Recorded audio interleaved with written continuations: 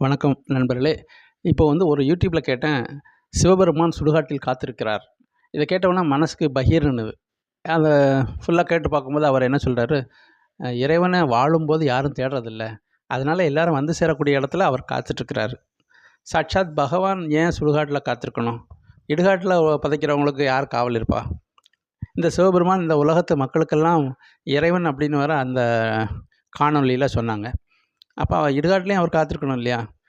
இன்னைக்கு நம்ம கண்டிப்பா உண்மைய சொல்லிறணும். ஏன் சிவபெருமானுக்கு இவ்வளோ அவமானம்?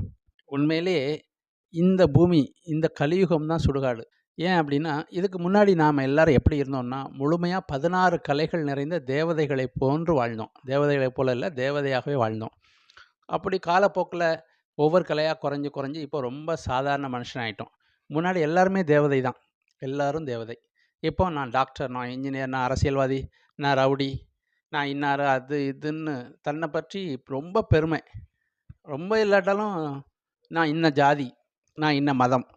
ஆக மனிதன் இந்த உடம்பு தான் தான்னு இப்போ நினச்சிட்ருக்கான்.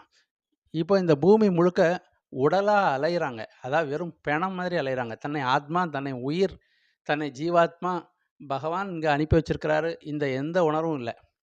எல்லாரும் தன்னை இந்த உடம்புன்னு நினச்சிட்ருக்காங்க. அப்போ இந்த உலகம் என்னது? வெறும் சுடுகாடு.